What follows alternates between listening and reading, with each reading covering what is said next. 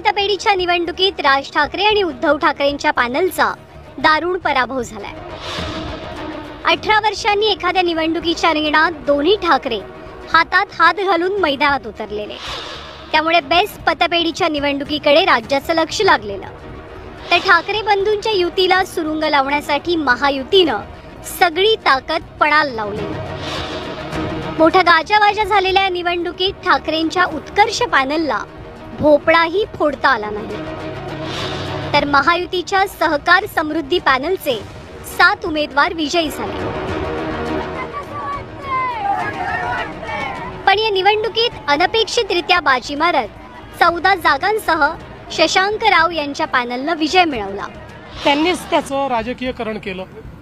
आम्ही म्हणजे आमच्याकडनं शशांक रावही तसे आमचेच आहेत आणि प्रसाद लाडाही आमचेच आहेत, ते उभे होते। आम्ही कुठलेही राजकीयकरण त्याचं केलं नाही, पण त्यांनी मात्र आता 2 ठाकरे बंधू एकत्र, आता ब्रँड ठाकरे निवडून येणार, आता अशा प्रकारचं त्यांनी त्याचं राजकीयकरण केलं, पण ते काही लोकांना आवडलेलं दिसत नाही। त्याच्यामुळे त्यांना एकही जागा त्या ठिकाणी मिळालेली नाही। एक प्रकारे म्हणजे या निवडणुकीत तरी त्यांना रिजेक्ट केलेलं आहे। आम्ही फक्त कामगारांच्या हिताचं काम नेहमी करत आलेलो आहोत आणि मला असं वाटतं की कोणीही एकत्र आलं, पण जर त्यांनी कामगार क्षेत्रामध्ये कामगारांचं हित बघितलं नाही तर त्यांना असेच भोपळे मिळणार। आगामी महापालिकेच्या निवडणुकीत ठाकरेंच्या युतीची दाट शक्यता आहे आणि त्याच अनुषंगानं बेस्टच्या पतपेढीची निवडणूक एक प्रकारे लिटमस टेस्ट मानली जात होती।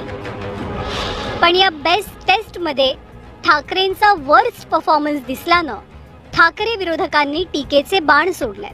ज्यांनी फार मोठा बोलबाला केला, ठाकरे ब्रँड म्हणून बोलबाला केला, मुंबई आमची, मराठी आमची, ही पतपेढी जिंकलो तर महापालिका आम्हाला मिळणारच, त्या ठाकरे ब्रँडचा पुरा धुवा उडवला आणि त्यांचा करेक्ट कार्यक्रम माझ्या माध्यमातून केला गेला आणि ठाकरे ब्रँडला 0 जागा मिळाल्या। एका बाजूला मराठी माणसाचे कैवारी आम्हीच हे ह्या नावाने बोंब मारणारे आज सकाळी कुठल्या बिळात लपलेले आहेत हे जरा थोडं शोधलं पाहिजे। ह्यांचाच बुरखा टराटरा मराठी माणसांनी आणि हिंदू लोकांनी पाडलेला आहे।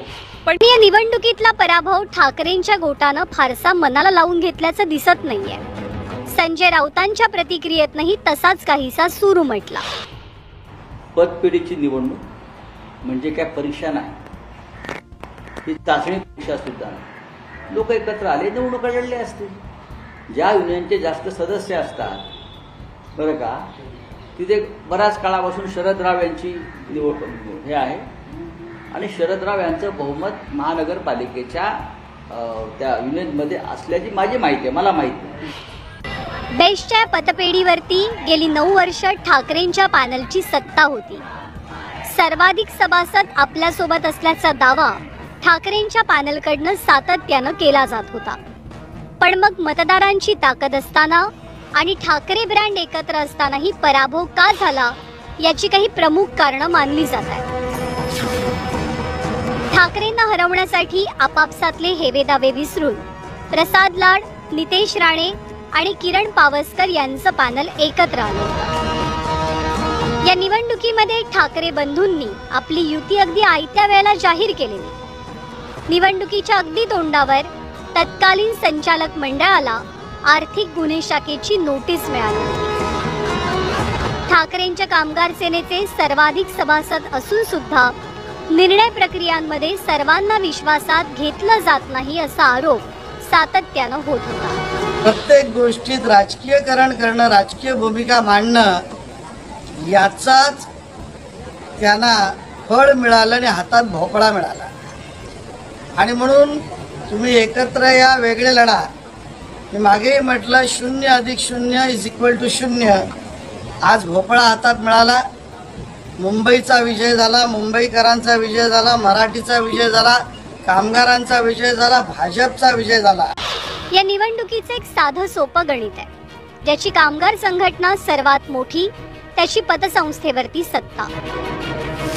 सध्या शशांक राव यांची बेस्ट वर्कर युनियन आणि ठाकरेंची कामगार सेना यांची सर्वाधिक ताकद पाहायला मिळते।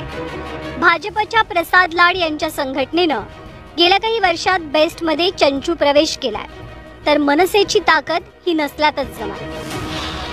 बेस्टची निवडणूक आणि मनपाची निवडणूक याचा काहीही संबंध नसल्याचं स्पष्ट करत मनसेनं विरोधकांची टीका परतवून लावली आहे. याच्यावरनं कुठलेही तर्क वितर्क लिटमस टेस्ट वगैरे मांडण्याची गरज नाही.